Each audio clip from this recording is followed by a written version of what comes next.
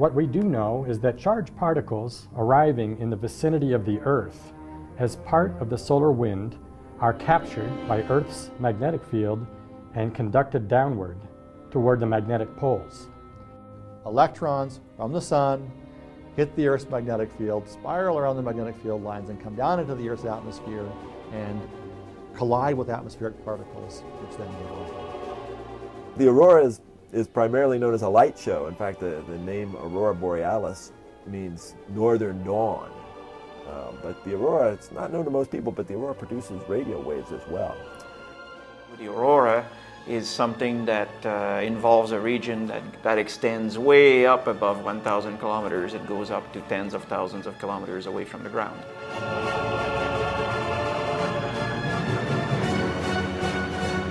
The aurora is the result of a long chain of events, starting with the sun and ending at the upper atmosphere. So you see this great cascade of activity on the sun, and the Earth is this little speck of dust sitting in this giant region of space, and the sun just threw a baseball off its surface out into that region of space. And in fact, if your eyes could see in the radio instead of light, you'd see an entirely different aurora. So all the theories have a lot of it right, but enough of it wrong that there's still a lot of interesting debate, fight, scientific fight, if you will. We're nowhere near the core, I think, but we peeled back a lot of layers. All this turbulence occurs in a part of the Earth's upper atmosphere which is very hard to study with instruments that are in place. And the currents are moving supersonically in the gas at that altitude. We now have this picture where we have returning charges, positive on one side, negative on the other. How do you get the aurora from that? We have a pretty good understanding of what's happening at the beginning and at the very end, but what's happening in between is where we're uncertain, where the mysteries are. But we actually think that it's more that my father just thought it was a fun-sounding word. And I'm wearing a pith helmet because I just come back from Africa, you know. What did you do in Africa? I was big game hunting in Africa, You fella. were big game hunting? Yes, indeed. Oh, what game? Monopoly. When we're developing. He just exploded at puppetry. People accept it now as normal, but then it was like brand new. In terms of puppetry, it's a matter of transferring it all to your hand. So you're really acting and doing, hopefully, a very complete performance right through your hand. The magic of the puppets is really the way they come to life, and the way you can look at this piece of cloth or foam rubber and you make it a real character and you believe it and you like it and you laugh at it. But why the Muppets work, I think, is mostly due to the fact that this is a whole group of people that do this. You know, a group of very talented people. You know, the talented writers and the builders and the designers and the performers.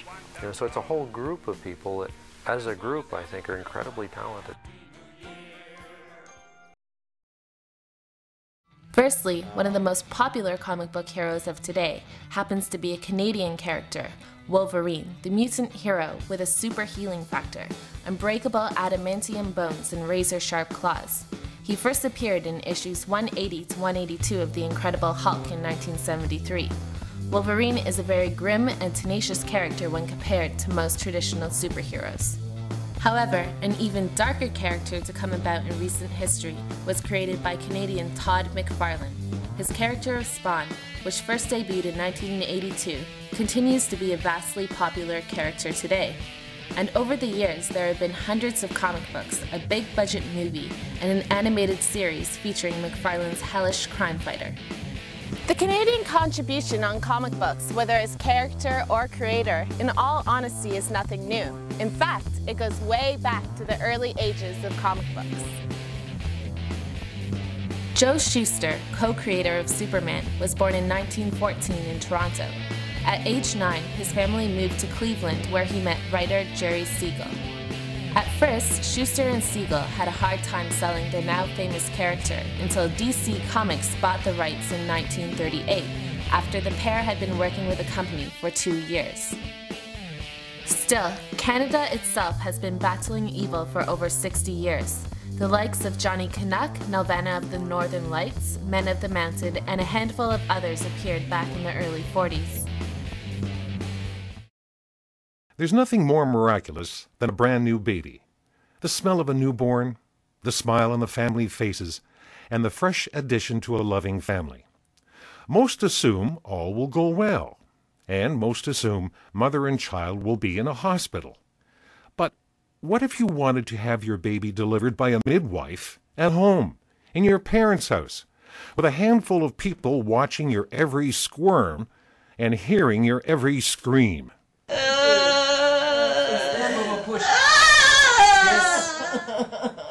Let's face it, birthing isn't very pretty, and most women will tell you that it involves incredible pain, stress, and overwhelming emotions. Couple this with a camera crew rolling film, and the uncertainty if the pain will ever end, and you've got yourself one hell of a story.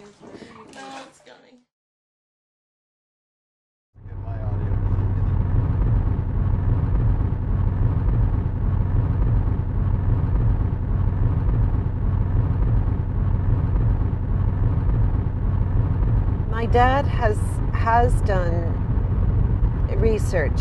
That's quite clear. He's looked into various options, and he's been on the phone with this hospital quite a bit. He's talked to them, and when you talk to him, it sounds like he's done his research, and he feels very confident that he's doing the right thing. But really, when it comes down to it, as he says, he wants a new kidney, and this seemed to be the best option and the fastest option. And he's very single-minded when he gets something in his head, and I hope he's done the right research.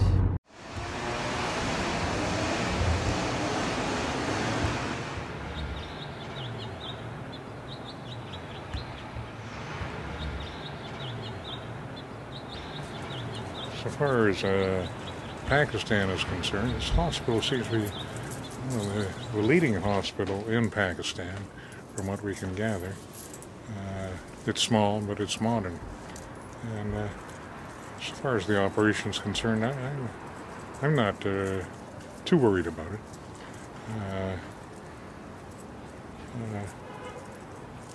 They seem to know what they're doing over there, and I've got quite. I'm quite confident in their expertise. The one surgeon, I'm not sure the one that's going to be operating on me or not, but he's done 1,500 kidney transplants, which sounds like an awful lot to me, and more than most surgeons here have performed, I would think. But, and they seem to, all these doctors seem to have the right initials behind their names. When I do get there, I'll have to be dialyzed again, and then I go through the various tests before the actual transplant, which will be about 5 days after we get there.